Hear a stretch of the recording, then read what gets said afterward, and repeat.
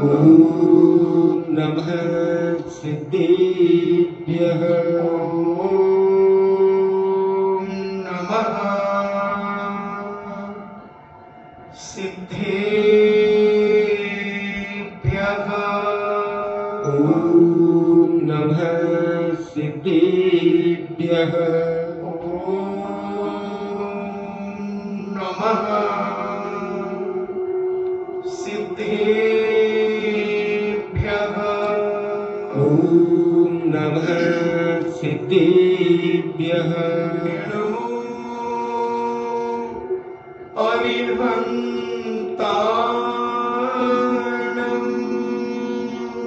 नमो अरिहन्ताण।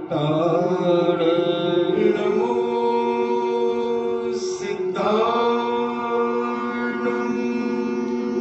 नमो सिद्धाण। नमो आयर्याणं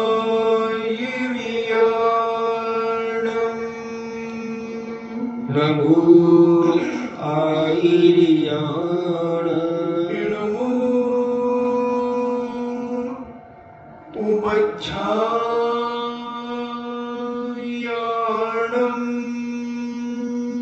नमो उवज्जायाणं। नमो लोये सब्बे साहूणं नमो लोये सब्बसाहूण।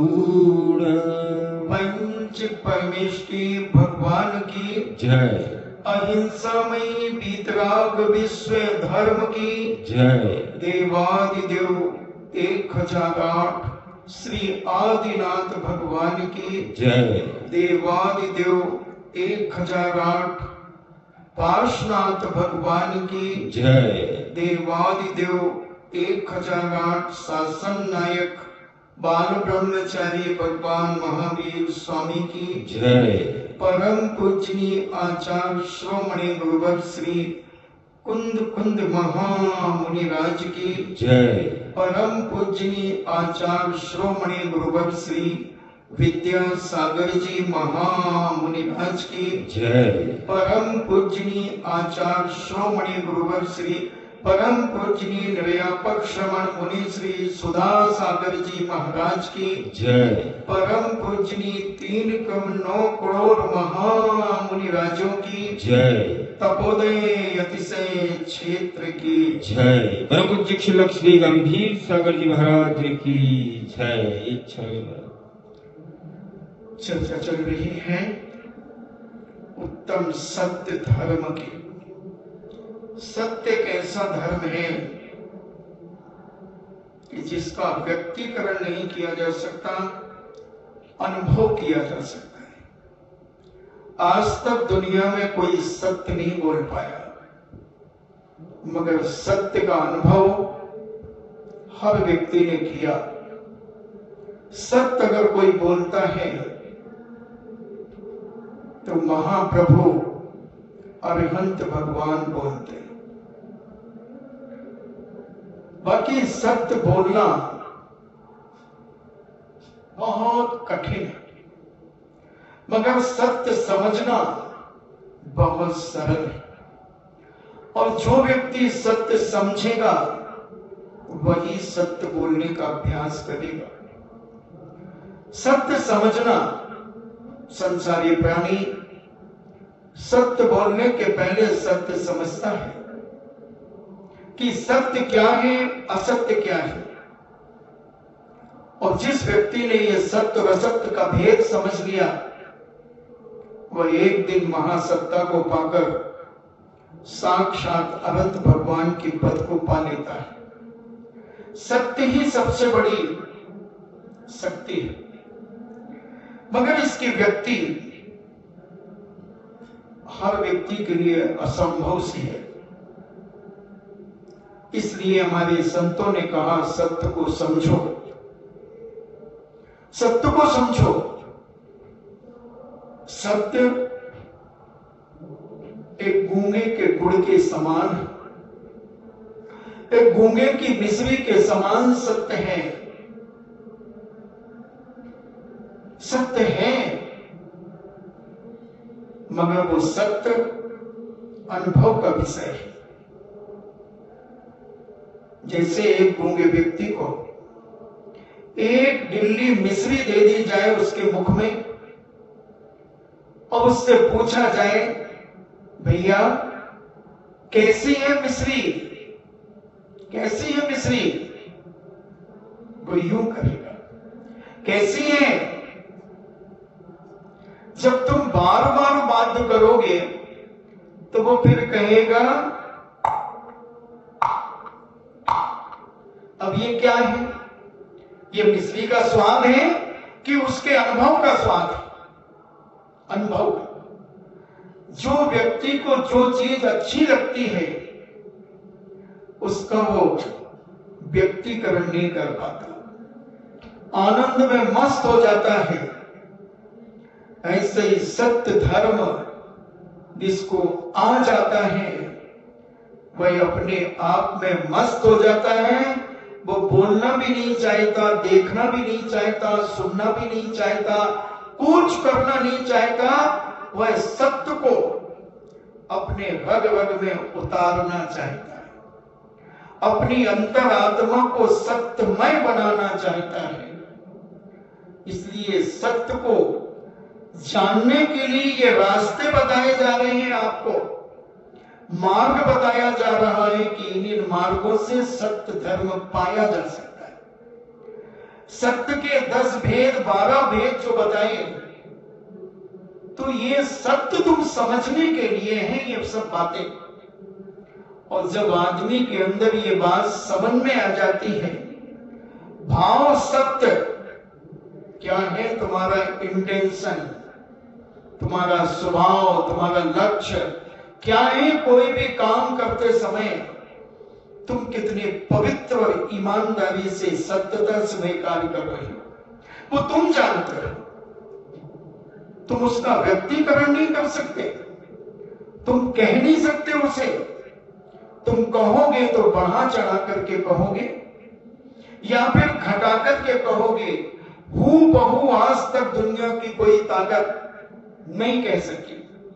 केवल एक जुनैद भगवान के अलावा कोई माई का लाल सत्य कह नहीं सका। मैं एक उदाहरण देकर के आपसे समझाने का प्रयास करूंगा। अगर आपसे पूछा जाए, आपके हाथ में, सबके हाथ में एक घड़ी दे दी जाए और आपसे पूछा जाए कि कितना टाइम हुआ है बताओ। किसी माँ ने अपने बेटों को दूध पिलाया हो, किसी माँ ने अपनी बेटियों को दूध पिलाया हो, दुनिया के किसी भी व्यक्ति ने उसे कुछ सिखाया हो, तो मुझसे कहता हूं वो टाइम बताए, सत्य टाइम कितना है? क्या कोई बता सकता है? महाराज जी हम अभी मोबाइल में देख के बता देंगे। बताओ तो हम देखें, तुम्हें देखें तुम्हारी माँ ने कितना दूध पिलाया तुम्हें। कोई भी आज तक सत्य कह नहीं सकता बंधुओं, मगर सत्य का अनुभव किया जाता है। जिस समय आप मोबाइल देख करके कहेंगे तो जब जो तुमने देखा वही तो कहोगे, मगर कहने के समय में कितने सेकंड निकल गए? क्या तुम सत्य बोल रहे हो? अगर तुम कहो कि मैं 2-3 सेकंड पहले बोल दूंगा, तो क्या तुमने जिस समय मोबाइल देखा था उस समय उतने बजे थे? तो सत्य कहा नहीं जाता। सत्य अनुभव का विषय, सत्य समझने का विषय, सत्य जानने का विषय है और अपने अंदर उस सत्य को खोजने का विषय है कि हम अपनी जिंदगी में जो कुछ कर रहे हैं या जो कुछ किया है, जो कुछ करेंगे, वही कितना सत्य करोगे, कितना सत्य किया है और कितना सत्य सोचा है। सत्य हम कई बार बहुत अच्छा सोच लेते हैं, मगर कब ऐसा कर पाते हैं? नहीं कर पाते। इसलिए सत्य को सोचो, बिठाओ अपने अंदर सत्य को, समझाओ अपने अंदर सत्य को। झूठ निकालते चलो, असत्य निकालते चलो, सत्य को प्रवेश कराते चलो। जो इधर उधर पड़ा है सत्य, उस सत्य को संग्रहित करो, उस सत्य को इकट्ठा करो।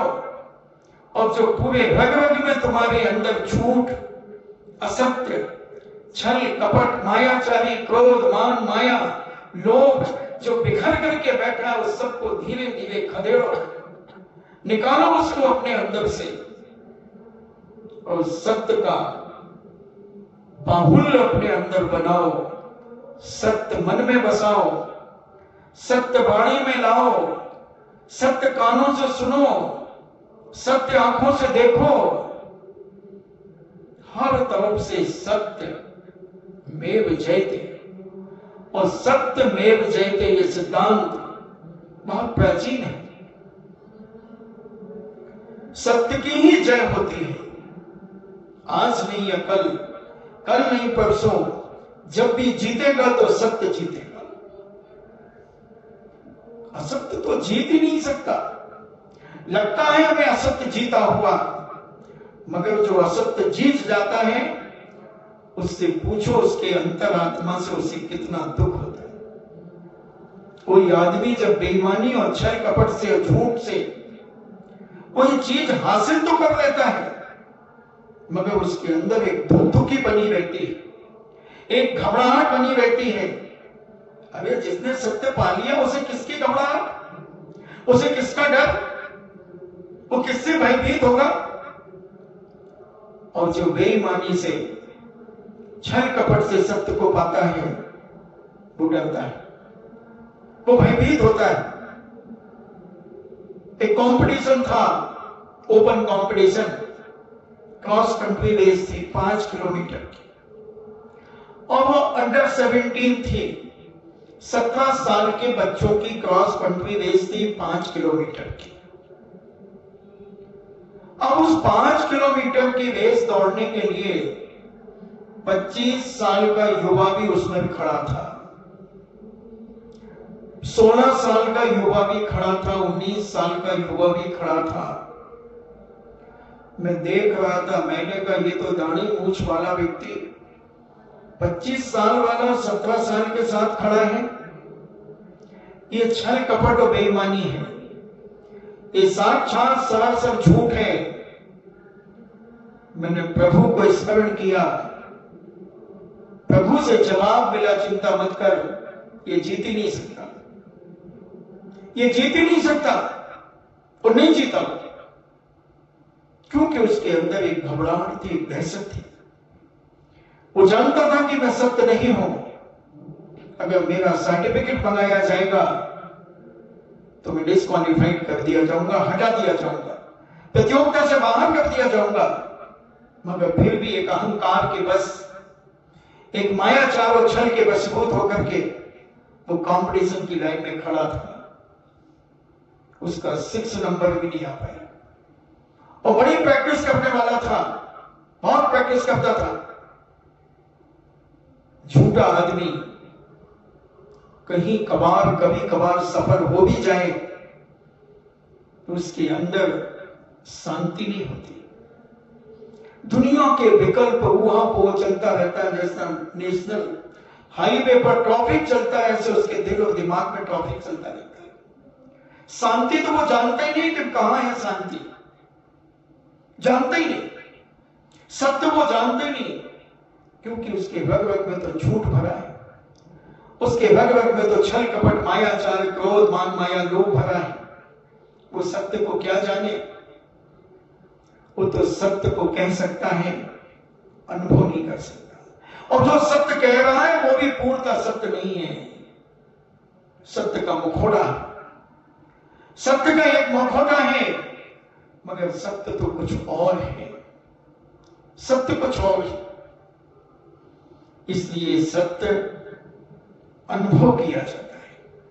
सत्य का अनुभव करने के लिए जो जनपद सत्य आदि सत्य, 10 प्रकार के जो सत्य कहे, 12 प्रकार के जो सत्य कहे, पहले उन सत्यों को अपने अंदर समझने का प्रयास करो।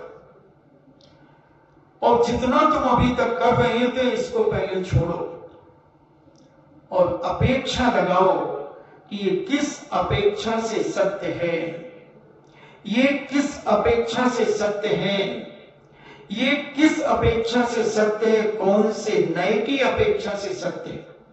व्यवहार नए की अपेक्षा, संग्रह नए की अपेक्षा, निगमन की अपेक्षा, आदि आदि अपेक्षाएं अपन लगा लेंगे तो हम सत्य के नजदीक पहुंचने में हमें ज्यादा देर नहीं लगेगी। और अपेक्षा ना लगाकर हम ही लगाते रहे, ऐसा ही है, मैं कह रहा हूं ऐसा ही है, तो तुम फेल हो जाओगे। ऐसा भी है, ऐसा भी है, तो भी लगाओगे तो और उसके साथ रास्ते हैं। तेजमल जी पवन के पिताजी ही हैं। अगर ये कह दिया जाए तो झूठ है कि सत्य में आपसे पूछना चाहता हूं, झूठ असत्य भी है।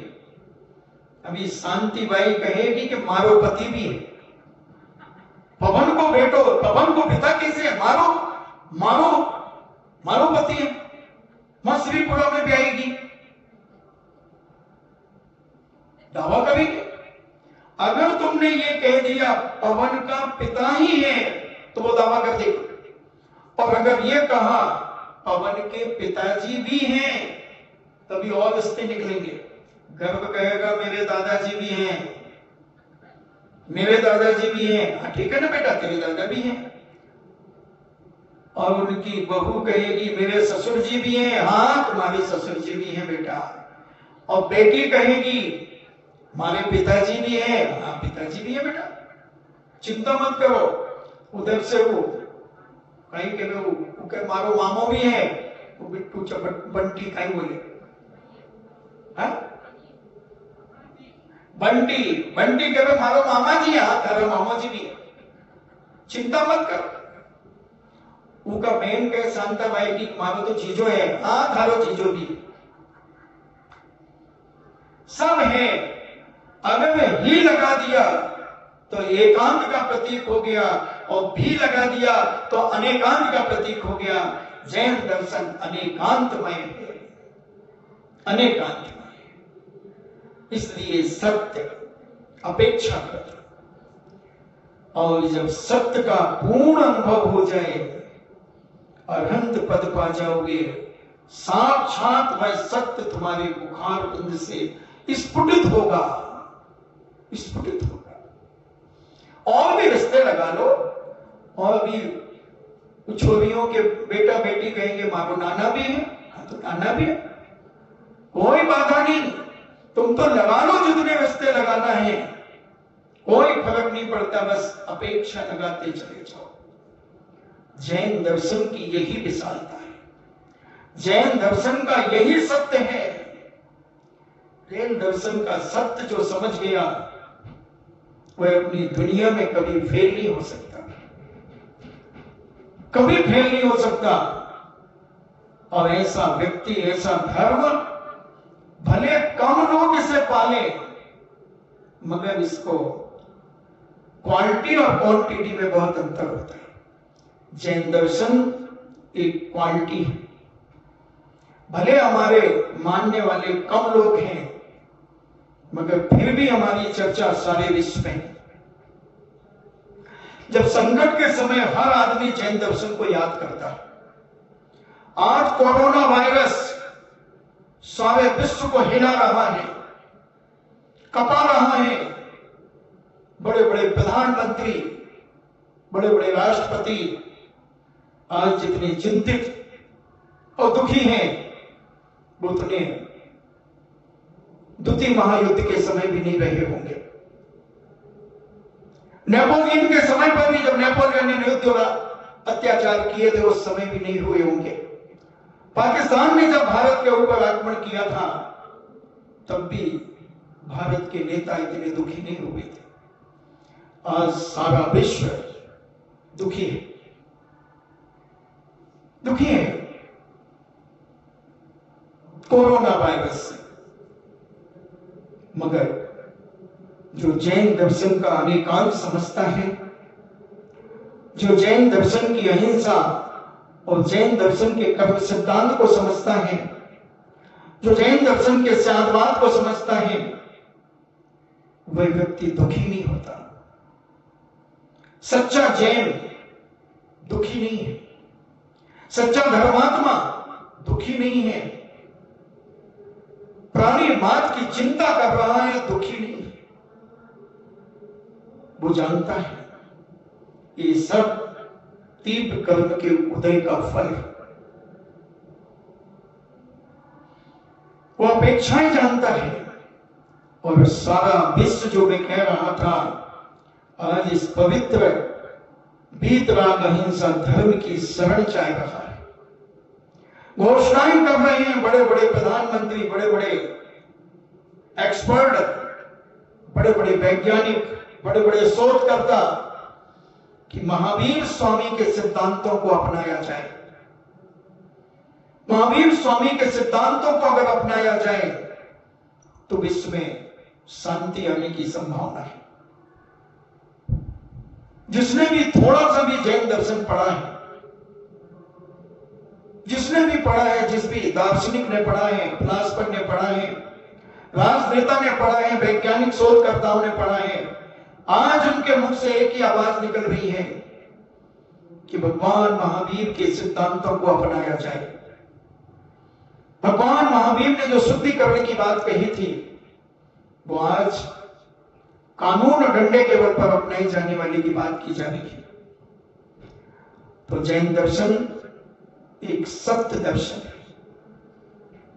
जैन दर्शन एक शादवाद और अनेकांत की रीढ़ है।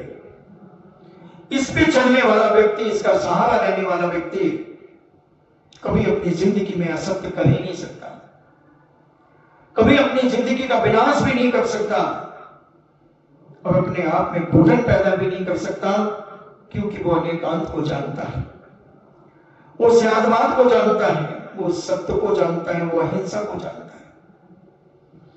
तो ये सत्य को पाने के लिए, सत्य को समझने के लिए हमें सत्य के रास्ते खोजना पड़ेंगे। इन सत्य के रास्तों पर हमें चलकर अपने जीवन को सत्य के मार्ग पर ले जाने के लिए प्रयास करना अभी से शुरू करना पड़ेगा। जब हम सत्य के पास पहुंच पाएंगे।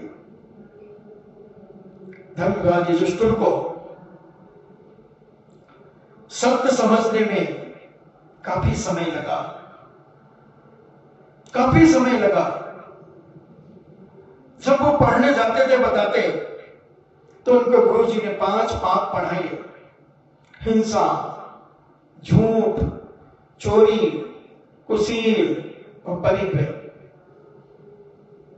और जब उनसे कहा कि कल इन्हें याद करके आना ये 5 पापों को, और इसके विपरीत अहिंसा, सत्य, अचौर्य, ब्रह्मचर्य और अपरिग्रह, ये 5 धर्म हैं और 5 पाप हैं, दोनों याद करके आना। सबने याद कर लिया, तुम भी याद कर लोगे, 1 सेकंड नहीं लगेगा तुम्हें याद। तुम तो बहुत विद्वानों की संतानें हो, तुम्हें याद करने में टाइम नहीं लगेगा। मगर धर्मराज जैसा इतना सरल, उसे टाइम लग गया, पिटना पड़ा, पिटना पड़ा। जब गुरु जी ने कहा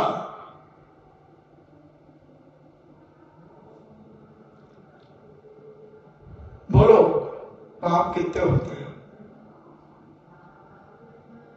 बोलो पाप कितने होते हैं। उन्होंने कहा हिंसा, झूठ, चोरी, कुसील, परिग्रह। बताओ धर्म कितने होते हैं। अहिंसा,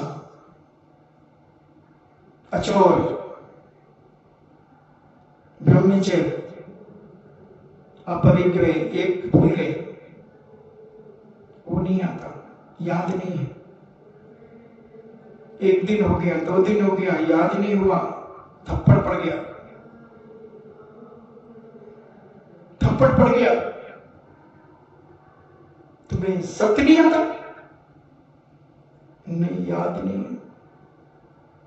क्योंकि वो कहते हैं मैं तो बताऊं, मैं कैसे कहूं कि मुझे सत्य आता है।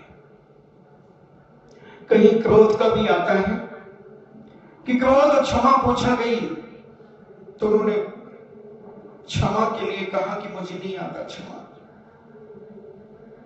जब गुरु जी ने कई थप्पड़ लगाए और पिटने के बाद जब उन्हें क्रोध नहीं आया तब उन्होंने कहा, हाँ गुरु जी याद हो गया मुझे, क्षमा भी एक धर्म है।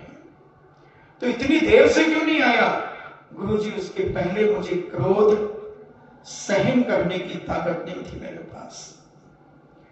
कोई कुछ कह देता था तो मेरी बाहों में फड़फड़ाने लगती थी, मुझे क्रोध आ जाता था।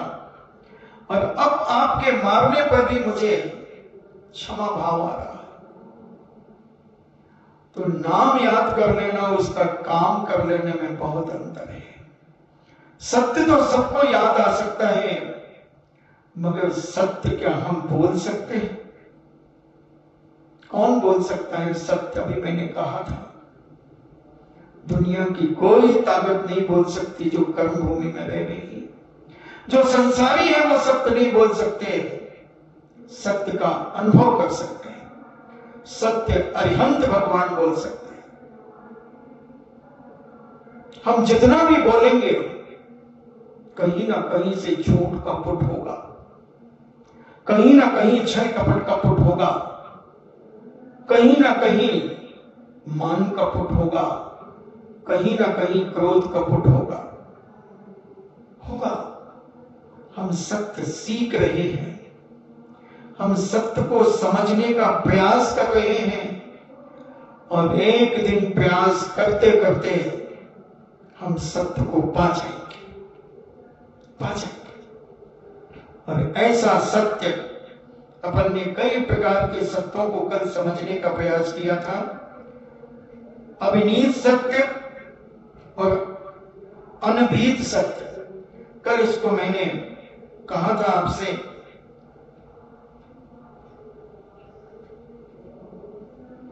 कि आदमी की जो शक्ति है कि वो ऐसा कर सकता है मगर करेगा नहीं। जैसे यदि चाहे तो वो व्यक्ति 2 किलो की पूरी खा सकता है, मगर खाएगा नहीं। मगर खा सकता है, इतनी क्षमता है उसमें, मगर खा नहीं पाएगा, मतलब खाएगा नहीं। है ऐसे लोग, 100 पराठे खाने वाले लोग हैं, अभी भी है, चिंता मत करो। हाँ, मैंने अपनी सगी आंखों से देखा। खिलाने वाला भी तो मर गया, उसकी बेटियां हैं, और खाने वाला भी जिंदा है। कोई बड़ी बात नहीं। गामा पहलवान 200 रोटियां खाता था, गामा पहलवान 5 लीटर दूध पीता था, गामा पहलवान 5 किलो फल खाता था, गामा पहलवान 200 रोटियां खाता था, 2 किलो बादाम गामा पहलवान रोज खाता था। चिंता मत करो, खाने वाले बहुत सारे लोग हैं। अभी भी बहुत सारे लोग हैं जिनकी डाइट बहुत अच्छी है, हाइट भी अच्छी है, डाइट भी अच्छी है, और हेल्थ भी अच्छी है, उनके बाद वेल्थ भी अच्छी है बहुत सारे लोग। खली, आपका खली जो 7.5 फुट का नौजवान अभी भारत में है, अगर उसकी डाइट अभी निकाल के बता दी जाए, मोबाइल से निकाल लो उसकी डाइट, तो अभी जो मैं बता रहा हूं कोई बड़ी बात नहीं, अभी मिल जाएंगे। 1-2 लीटर दूध पीने वाले तो बहुत सारे मिल जाएंगे, अभी मिल जाए बिजौलिया में। तो सब प्रकार के लोग हैं। वो बात अलग है कि उनकी उतनी हैसियत नहीं है तो खाते नहीं है, मगर खा सकते हैं। तो इसको अभिनीत सत्य कहते हैं, संभावना अभिनीत की। ऐसा है जीवन में, इंद्र जम्बू द्वीप को पलटा सकता है, उसके पास इतनी शक्ति है, मगर वो पलटाएगा नहीं। तो कल अपन ने व्यवहार सत्य तक की बात करी थी कि व्यवहार सत्य लोग वचन से कह सकते, किसी काल में व्यवहार से जो लोग वचन कहते हैं उसको व्यवहार सत्य कहते हैं। जैसे हमने उदाहरण दिया था, आटा पिसा लाओ, भात बना लो। अब भात को क्या खान बना लो, हलवा बनेगा फिर भात। लुद्धि बनेगी मंजे में लगाने की, मगर ऐसा कहा जाता है। चावल बीन लो, थोड़ा चावल बीन लो बेटा। हाँ मम्मी जी मैं चावल बीन रही हूं। अब उसी समय उसका हाथ पकड़ लो तो उसके हाथ में चावल मिलेगा कि कंकड़? तो कंकड़ बीन रही है, कहो ना कंकड़ बीन लो। मगर व्यवहार सत्य ऐसा चलता है। तो ऐसे अनेक व्यवहार सत्य हैं। अब भाव सत्य की बात अपन करें कि भाव सत्य क्या है। हिंसादि पापों से रहित जो वचन बोले जाते हैं वह भाव सत्य कहलाता है। कि मन में किसी भी प्रकार का किसी को मन दुखाने का भाव नहीं है, किसी का दिल दुखाने का भाव नहीं है, किसी को न चोरी के लांछन में फंसाने का भाव है, न कुसील में फंसाने का भाव है, न परिक्रय में फंसाने का भाव है, न झूठ बोल करके उसके जीवन को दुखी करने का भाव है। इन 5 पापों से रहित जो वचन बोले जाते हैं वह भाव सत्य कहलाता है। जैसे घर में चोर रहते हुए भी कहना कि वहां चोर नहीं है, इसने चोरी नहीं की है, तो ये उसके भाव सत्य हैं। अल्प ज्ञानियों के द्रव्यों के यथार्थ स्वरूप का दर्शन नहीं होता, तथापि संयमी मुनि अथवा संहिता संयत श्रावक अपने गुणों का पालन करने के लिए यह प्राशुक है, यह अप्राशुक है इत्यादि जो वचन कहते हुए भाव सत्य है। ठंडे पानी को देख करके उन्होंने कहा कि ये अप्राशुक है, गर्म पानी को देख करके कहा ये प्राशुक है, तो ये उनका भाव सत्य है, क्योंकि उन्हें प्रकट हो रहा है ये गर्म है और ये ठंडा। प्राशुक मतलब इसमें से जीव निकल गए हैं, वो प्राशुक कहलाता है। और अप्राशुक जीव सहित जो वस्तु होती है वो अप्राशुक कहलाती है। तो ये व्यवहार सत्य है। छद्मस्त ज्ञानी जीव को यद्यपि वस्तु की यथार्थता का दर्शन नहीं होता, तथापि उसका मन दृष्टि में आए दोषों को दूर करने और गुणों का पोषण करने वाला होता है, उसका यह मन भाव कहलाता है। यानी जो छद्मस्त का मतलब है जो पूर्ण ज्ञानी नहीं है। और पूर्ण ज्ञानी कब तक नहीं माना जाता? जब तक केवल ज्ञान प्राप्त नहीं हो जाता तब तक वो छद्मस्त माना जाता है। जैसे भगवान महावीर स्वामी का छद्मस्त काल का मतलब कितने समय तक उन्हें केवल ज्ञान प्राप्त नहीं हुआ? तो 12 साल तक भगवान महावीर स्वामी तपस्या करते रहे, तो वो 12 साल उनका छद्मस्त काल है। तो ऐसे आदिनाथ भगवान का 1000 वर्ष छद्मस्त काल है। तो ऐसे छद्मस्त काल सबका जब तक केवल ज्ञान प्राप्त नहीं होगा, तो छद्मस्त ज्ञानी तो अपन सब है। अपूर्ण ज्ञान माने वो छद्मस्त का मतलब अपूर्ण ज्ञान, जिसे संपूर्ण ज्ञान नहीं हुआ है, वो सभी छद्मस्त कहलाते हैं। तो छद्मस्त ज्ञानी जीव को यथापि वस्तु का यथार्थ दर्शन यानी उसकी जानकारी नहीं होती, नहीं देखा जाता, फिर भी वो अपने मन से जो कह देता है तो वह उसके दोषों को दूर करने और गुणों का पोषण करने वाला होता है। जो वो कहता है वो भाव मन कहलाता है।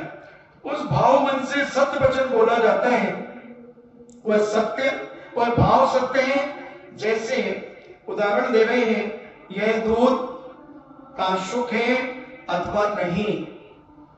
दूध रखा है भगोनी में, उसका स्पर्श नहीं किया और उसमें मलाई भी नहीं जमी है, भाप भी नहीं निकल रही है, मात्र दूध रखा है, तो उसको कह सकते पता नहीं प्राशुक है या अप्राशुक है, मगर दूध तो है। ऐसा तो हिंसादि आदि पापों से रहित जो वचन बोले जाते हैं वो सब भाव सत्य के अंतर्गत आते हैं। तो ऐसा हम अपने जीवन को ढालने का प्रयास करें, और जब तक ये तुम नहीं ढालोगे तब तक तुम झूठ के अंतर्गत अपनी जिंदगी को जीते रहोगे। असंख्यात संख्या का उपमा के द्वारा वर्णन करना उपमा सत्य है। असंख्यात जो संख्या है वो गिनी नहीं जा सकती सामान्य लोगों के द्वारा। संख्या तक तो अपन गिन सकते हैं, मगर जो असंख्यात संख्या होती है उसको देवता गिन सकते हैं, अपन नहीं गिन सकते हैं, इसलिए वो उपमा सत्य कहा जाता है। जैसे इसकी आयु एक पल्ल प्रमाण है। तो ये प्रमाण दे दिया, मगर पल्ल क्या है? 2000 धनुष गहरा, 2000 धनुष चौड़ा और 2000 धनुष गहरा एक गड्ढा खोदिए और उसमें 1 दिन से लेकर के 7 दिन तक के भेड़ के बच्चे के, वो भी उत्तम भोग भूमि के भेड़ के बाल को कैंची से इतना छोटा करो कि उसका दूसरा टुकड़ा ना हो सके और उसको उस गड्ढे में भर दो, बिल्कुल टाइट भर दो। चक्रवर्ती की सेना निकाल दो उसके ऊपर, या फिर रोलर चला दो और फिर 100 साल में एक बाल निकालो। जितना समय लग जाए, जितने भी बाल हो जाए, उसको एक व्यवहार पल्ल की संख्या कहते हैं। तो ऐसा ये व्यवहार पल्ल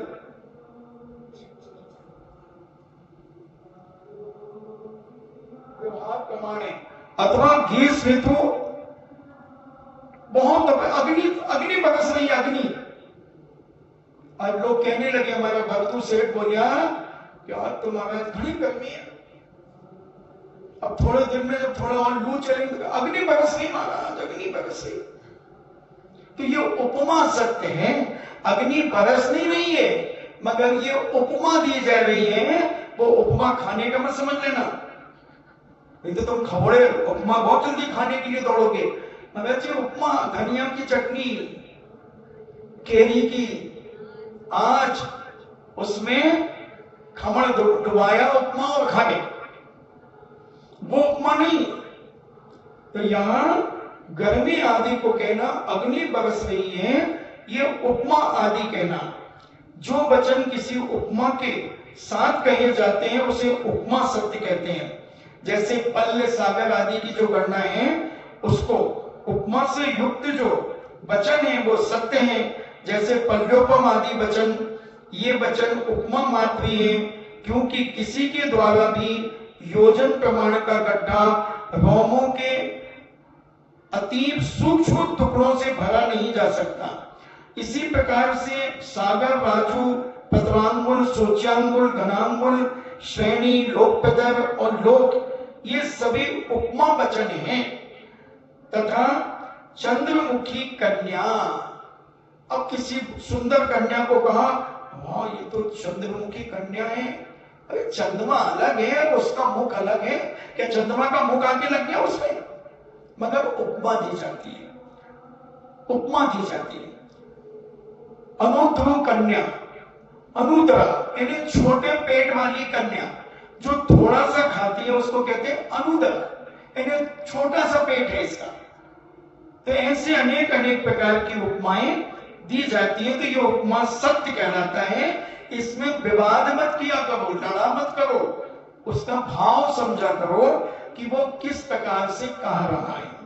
संयोजना सत्य, संयोजना सेना के विन्यास आदि, औषधि आदि के विभाग संबंधी क्रम का वर्णन करने वाली वाणी संयोजना सत्य है। जैसे यह सेना चक्रव्यूह में स्थित है, जैसे सेना को इस तरीके से व्यवस्थित कर दिया कि दुश्मन कहीं से भी आ सकता है, तो इधर एक टुकड़ी यहां लगा दी, एक टुकड़ी वहां लगा दी, एक टुकड़ी वहां लगा दी और एक टुकड़ी आकाश के ऊपर लगा दी। ऐसे चारों तरफ से उसको सेना को युक्त कर दिया और कहा कि चक्रव्यूह के समान उसका विभाजन कर दिया, स्थिति कर दी। अब इलायची बटी, तुमने ठंडाई तो बनाई मगर उसमें मीठा कम डाला, खसखस कम डाली और इलायची दे बेलम पान कर दी। 2 तोला इलायची खोट दी, बर्दू डाल ली और उनमें शक्कर डालना भूल गया, खसखस डालना भूल गया। अब कहो कि ठंडाई तो नहीं होती, इलायची ठंडाई कहलाएगी, इलायची बटी, इलायची बांट दी उसमें खूब जम के। तो ऐसी वो ये संयोजना सत्य है।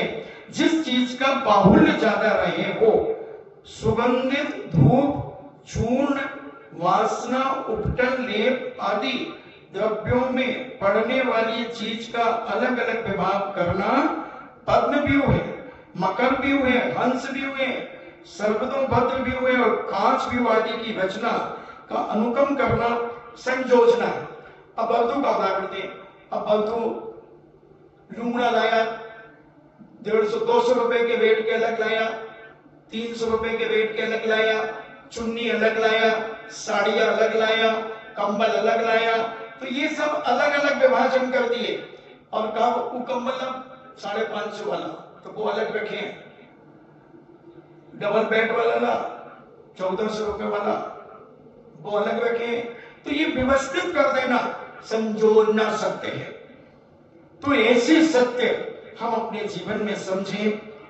देश सत्य, गांव, नगर, राजगढ़, पाखंड, जाति तथा कुल आदि के धर्मों का उपदेश करने वाले, उनका स्वरूप बताने वाले वचनों को देश सत्य कहते हैं। जैसे बाढ़ से घिरे हो उसे गांव कहते हैं, चारों तरफ से बाड़ा लगा हो उसे गांव कहते हैं। तो ऐसे पट्टन आदि जो होते हैं, ऐसे जो वचन सब देशों में एक समान बोला जावे वह देश सत्य वचन है। जैसे भात पकाया जाता है ऐसा सभी जगह बोलते, कोई नहीं बोलता चावल पकाया जाता है।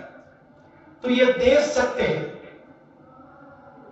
यद्यपि चावल पकाए जाते हैं और पके हुए चावल को भात कहते हैं, परंतु सब देशों में ऐसा कहा जाता है कि चावल पक रहा है, चावल पका लिया, चावल खा लिया, ऐसा नहीं कहते भात खा लिया।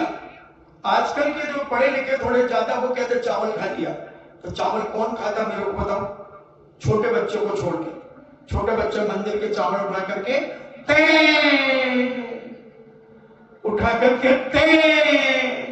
तो वो जय करता है मगर चावल मुंह में डाल देता है।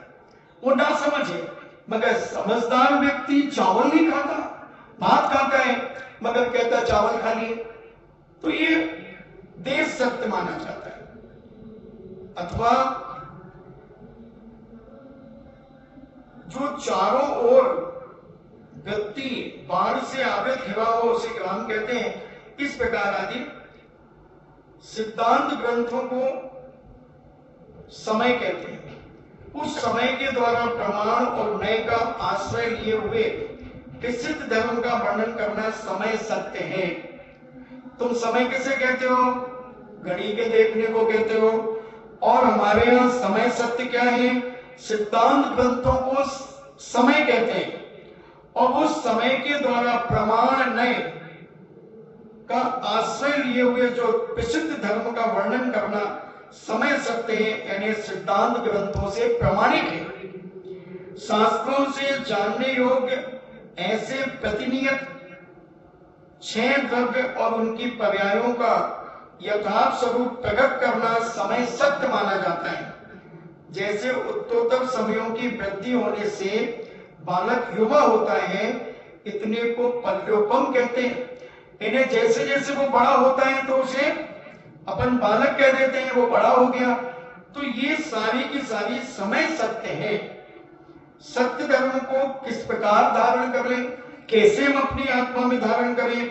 जो सत्य धर्म को धारण करने के लिए सत्य के गुण एवं असत्य के दोषों पर विचार करना चाहिए।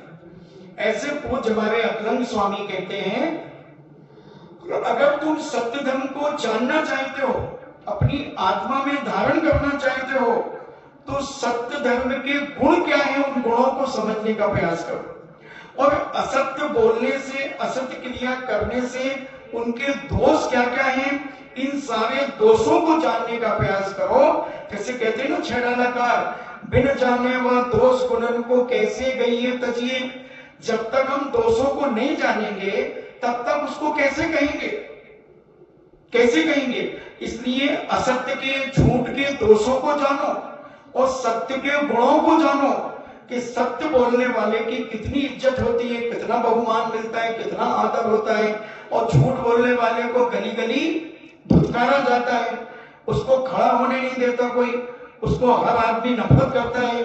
तो ऐसे अनेक अनेक प्रकार के दोष और अनेक अनेक प्रकार के गुण, इन सारे चीजों को, इनसे हानि लाभ अगर हम समझें तो हम इस सत्य को पहचान सकते हैं और हम सत्य की खोज अपने जीवन में कर सकते हैं। सत्य धर्म का अलग से ग्रहण नहीं करना चाहिए था, ऐसा किसी ने प्रश्न उठाया। क्योंकि भाषा समिति में सत्य अंतर्भाव हो जाता है। तो जैनाचार्य कहते नहीं, भाषा समिति में सत्य धर्म का अंतर्भाव नहीं होता, क्योंकि भाषा समिति में संयत साधु असाधु विधर्मी के साथ भाषा का व्यवहार करते समय हितमित वचन बोलता है। यदि साधु असाधु में हितमित वचन का प्रयोग ना करे तो राग द्वेष अनर्थ दंड आदि दोषों का प्रश्न आता है। ऐसा भाषा समिति का लक्षण कहा है। परंतु सत्य धर्म में उसने साधर्मी साधु या भक्तों के साथ धर्म वृद्धि के निमित्त या ज्ञान चरित्र के शिक्षण आदि के लिए प्रशंसनीय बहुत सा बोलना ही स्वीकृत है। तो सत्य में तो बहुत सारा बोला जाता है और भाषा समिति में मात्र हितमित बोला जाता है। सामने वाला मिथ्या दृष्टि जीव है तो उससे अगर हम पूर्णतः सत्य बोलेंगे तो वो भड़क भी सकता है। उसका भेष देख करके हम कहें कि तुम्हारा भेष ठीक नहीं है, धर्म के मुताबिक नहीं है, तो वो भड़क सकता है। इसलिए उसके सो हम हितमित वचन भाषा समिति के द्वारा ही बोलेंगे। मगर सत्य धर्म हम अपने शिष्य आदि को, आचार्य महाराज अपने शिष्य आदि लोगों को वही सत्य बात ज्ञान चारित्र की वृद्धि के लिए सत्य मार्ग ही उन्हें बताएंगे। इसलिए सत्य से हमें हमेशा सम्मान की प्राप्ति होती है। सत्यवादी व्यक्ति अपने जीवन में हमेशा इज्जत पाता है, उत्थान पाता है, और झूठा व्यक्ति हमेशा अपनी जिंदगी में बेइज्जती ही पाता है। कितना भी आदमी बड़ा हो जाए, अगर उसने अपने जीवन में झूठ बोले हैं, असत्य बोला है, तो उसे उपाधि भी मिल जाती है। एक नगर में ऐसा व्यक्ति है, बहुत अच्छा है वर्तमान में, मगर उसे झूठे के नाम से जानते हैं। मैं जानता हूं उसे, उसका नाम लोगे तो कोई नहीं पहचानेगा, और जैसे ही तुमने झूठा कह दिया तो सब पहचाने। क्योंकि एक बार गलती अगर हमने ऐसी कर दी कि जिस गलती के माध्यम से हम बदनाम हो गए, और बदनाम से बदनाम बड़ा होता है। एक बार अगर आदमी बदनाम हो गया तो पीढ़ी दर पीढ़ी चलता है। एक बार तुमने बेईमानी कर दी, एक बार तुमने झूठ बोल दिया। बसु राजा ने एक ही झूठ तो बोला था। आप दशनाक्षर में पूजा करते हैं ना सत्य धर्म के दिन, राजा का बसु था और सारा नगर उस पर विश्वास करता था कि हमारा राजा कभी झूठ नहीं बोलता। उसका सिंहासन ऐसा लगता था लोगों को जैसे अधर लगता हो। स्फटिक मणि के खंभे के ऊपर राजा बसु का सिंहासन खड़ा था। तो सारी जनता जनार्दन को ऐसा एहसास होता था, महसूस होता था कि राजा का सिंहासन अधर लटका। ये सत्य, क्योंकि स्फटिक मणि के खंभे वो दिखते नहीं थे, मगर गुलामी के मोह में, माया जाल में क्षीर कदम की धर्मपत्नी जो थी और उनका बेटा पर्वत और नारद में बहस चल गई कि अज यानी बकरा होता है, और नारद कहते हैं कि नहीं, अज यानी यज्ञ के समय अज का अर्थ होता है 3 साल पुराना धान, और पर्वत कहता है कि नहीं, अज का अर्थ बकरा होता है, और यज्ञ में गुरु जी ने कहा था कि यज्ञ में बकरा चढ़ाया जाता है।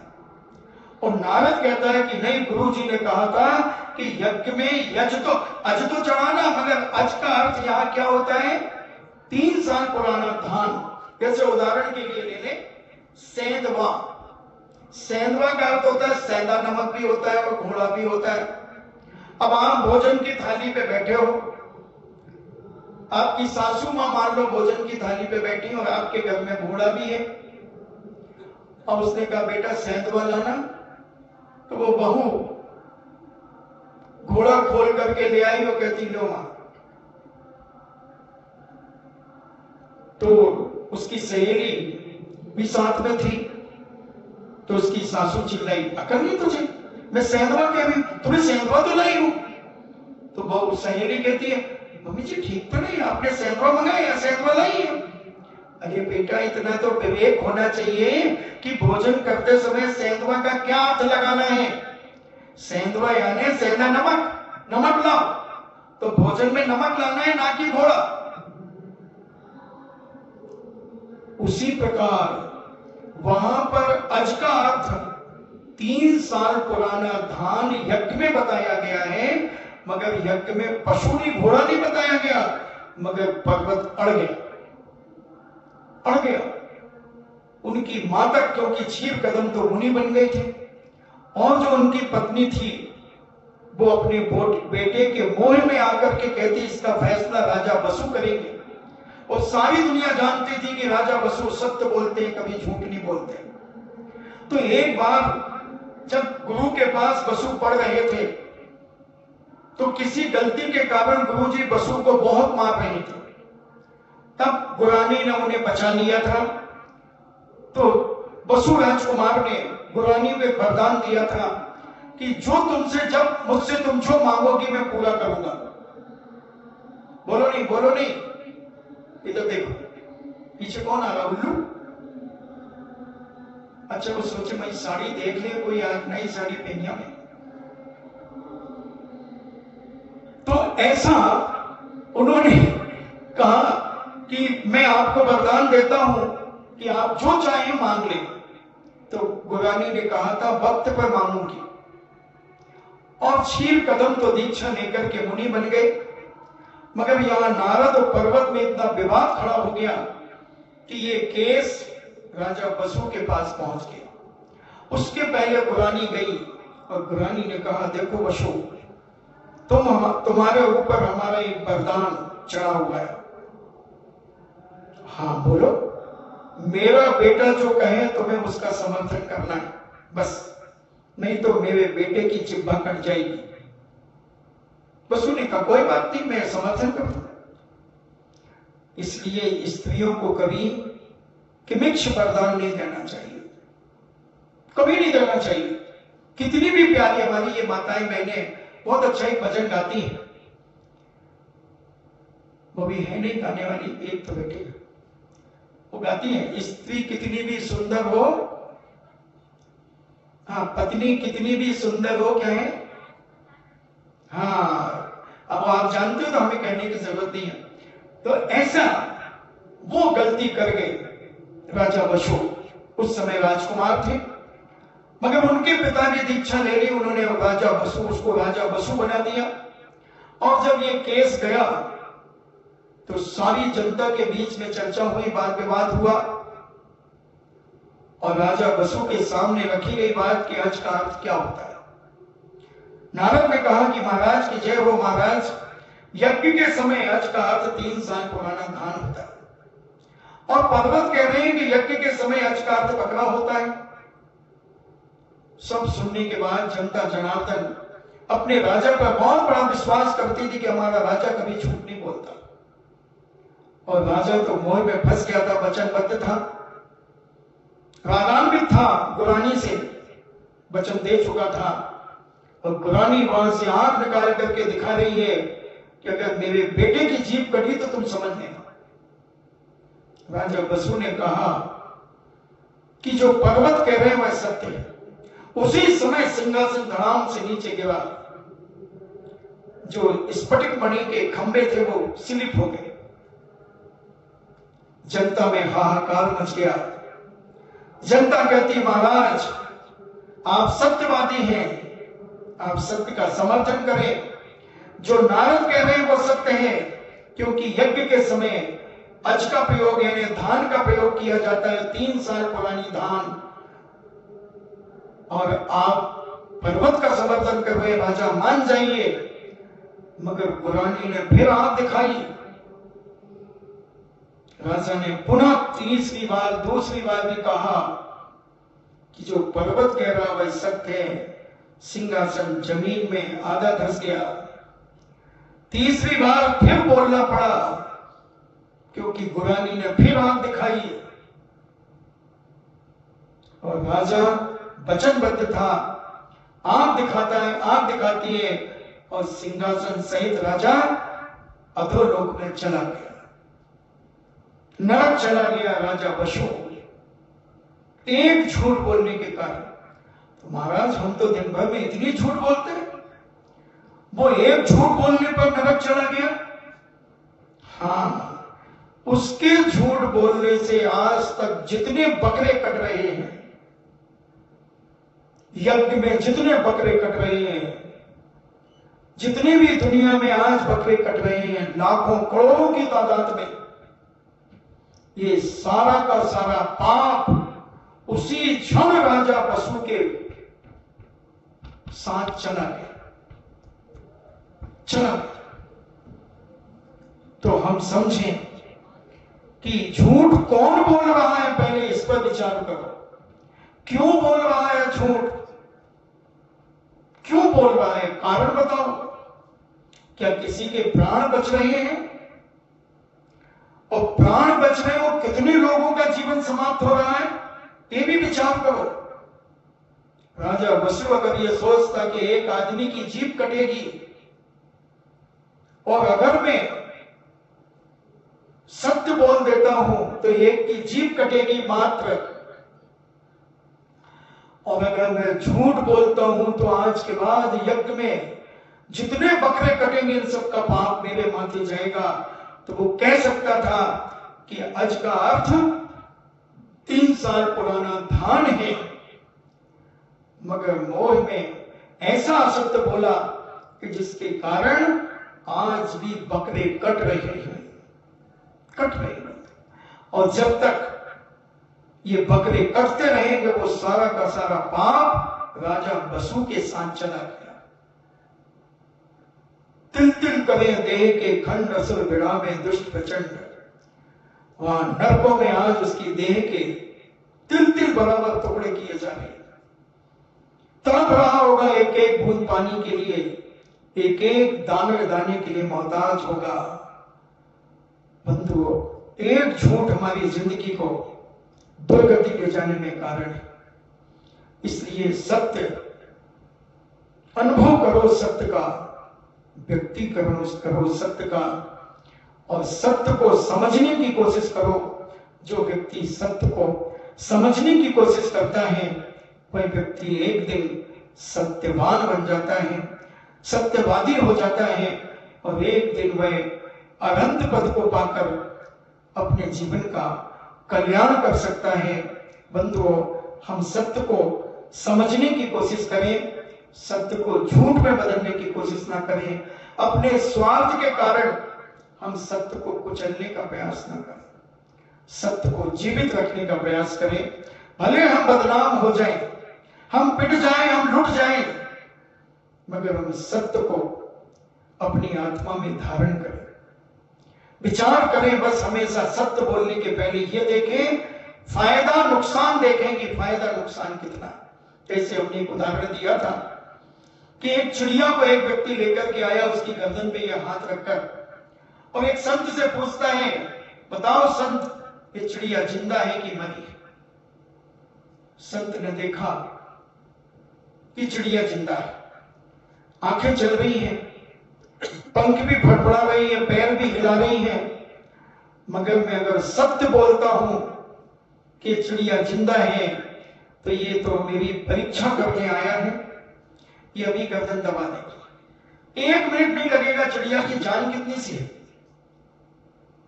और ये दबा देगा और चिड़िया मर जाएगी। और ये दबा के रखेगा और कहेगा, देखो महाराज ये चिड़िया मरी है, वो नीचे गिर गई। तो महाराज ने कहा कि ये तो मरी है, उसे तो महाराज को झूठा सिद्ध करना था। महाराज ने कहा, क्या फर्क पड़ता है, 5 मिनट के लिए झूठे सिद्ध हो जाएंगे, एक संगी पंचमी के प्राण बच जाएंगे, क्या फर्क पड़ेगा। और संत से पूछा, संत ने कहा ये तो मर गई। बोले फिर से देख लो, आंखें चल रही हैं, पैर हिल रहे हैं, पंख। बोले नहीं, ये तो मर गई, 100% मर गई, पक्का है मर गई। उसने उंगली को यूं कर दिया, चिड़िया फुट होकर के झूमे में बैठ गई। बोले झूठा कहीं का, देखो चिड़िया उड़ के बैठ गई। महाराज मुस्कुरा गए, बोले झूठे का टाइटल ही तो दिया तूने, मगर उसके प्राण तो बच गए।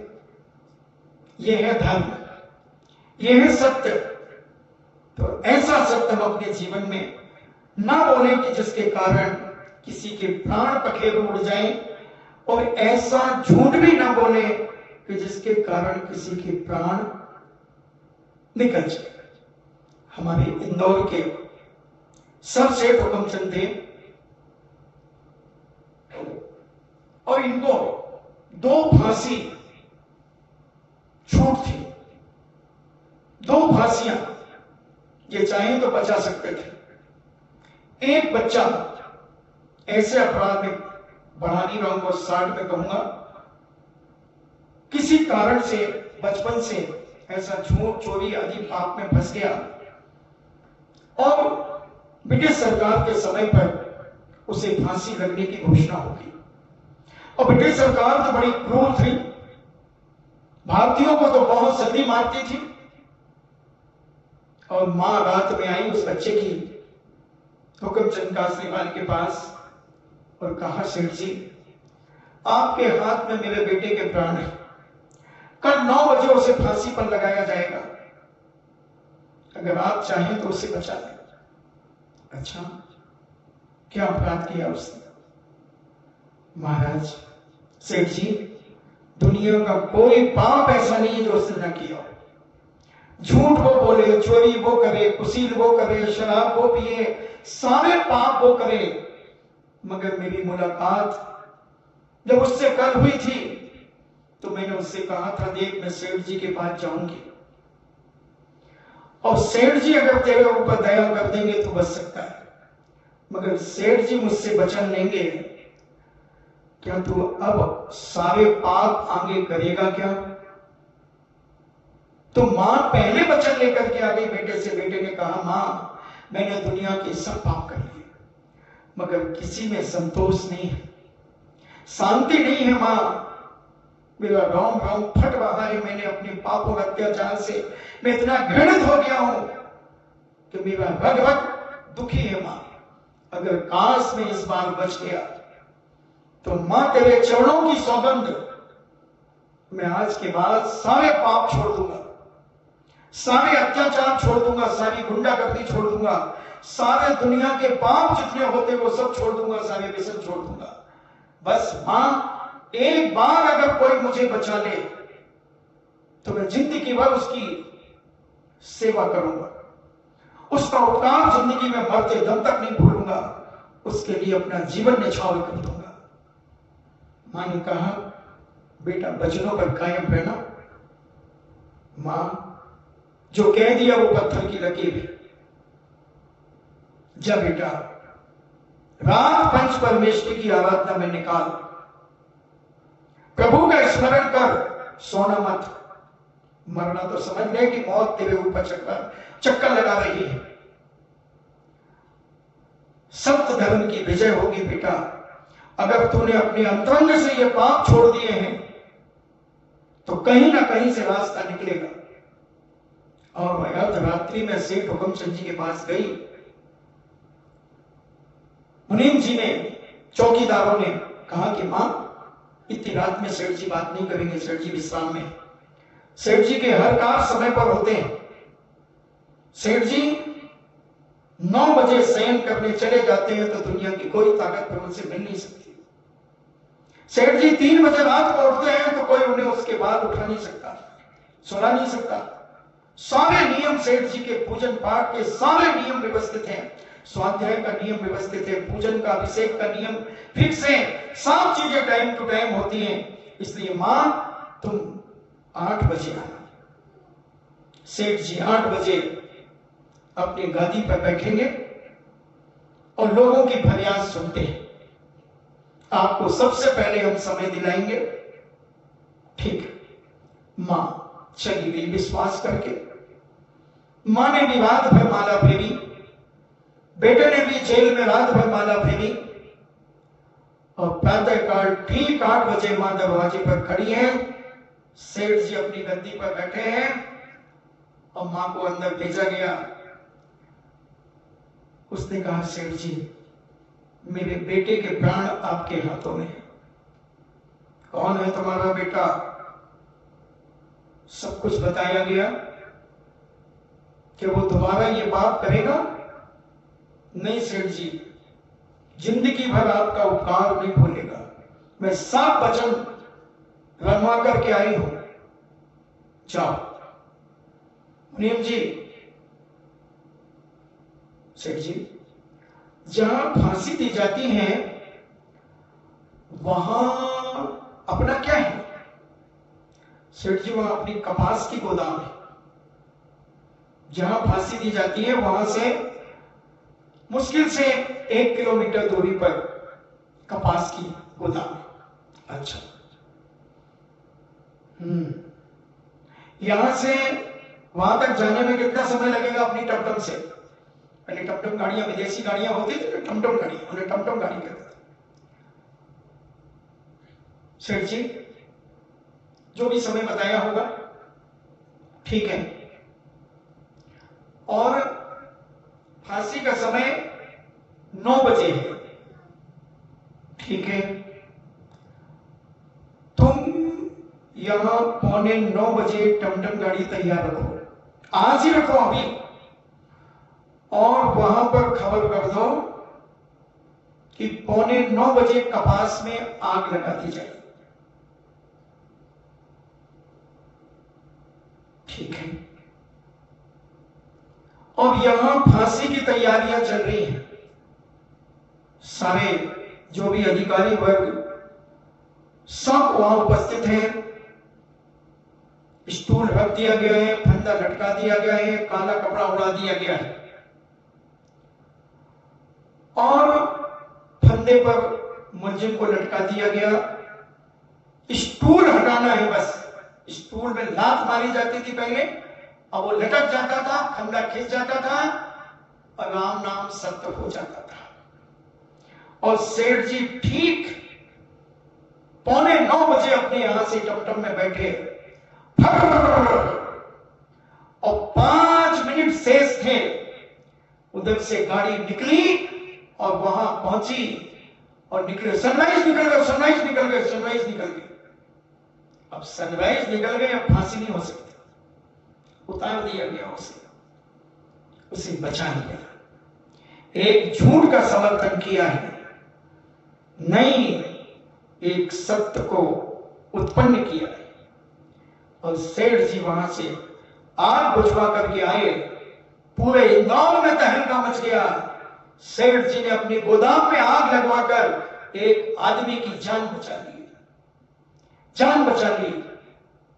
बोलो, झूठ मूठ आग लगवाई थी कि नहीं? बेईमानी है कि नहीं? छल कपट है कि नहीं? धोखा है कि नहीं? मगर कारण, इंटेंशन क्या था? उसको बचाना। तो जैन दर्शन का सत्य कहता है कि जहां हिंसा हो रही है, उस हिंसा को बचाने के लिए अगर तुम झूठ बोलते हो तो वो झूठ बोलते हुए भी सत्य है। और सेठ जी ने उसको बचाया। आगे की चर्चा बहुत बड़ी है, उसे संस्कारित करके और बताते, सेठ जी ने अपने कोठी पर उसे रख लिया और उसने बहुत ईमानदारी से जीवन का अंत सेठ जी के चरणों में बिताया। ऐसी मंगल भावना के साथ जिनवाणी स्तुति। बीरे हिमाचल तेनिके सी गुरु गौतम के मुख कुंड ढरी है। ज्ञान पयो निधि माही रली बहु भंग तरंगन सोचरी है। या जगे मंदिर में अनिवार्य अज्ञान अंधेरे छयो अति भारी। तो किस भांति पदारथ पाति कहां नहीं हटे रहे ते अभिचारी।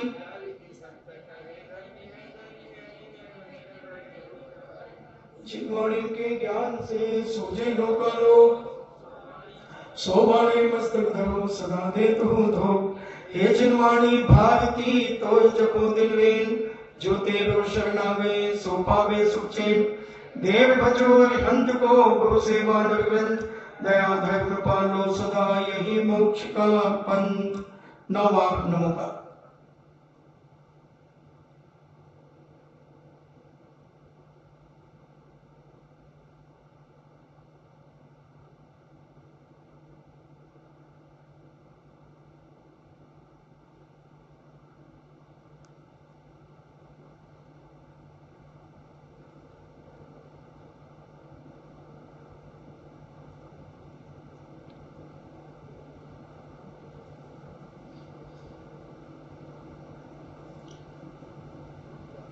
परम पूजनी द्वादशां जिनवाणी माता की सुत देवता सुत देवता सुत देवता जैनम जेतु शासनम जैनम जेतु शासनम जैनम जेतु शासनम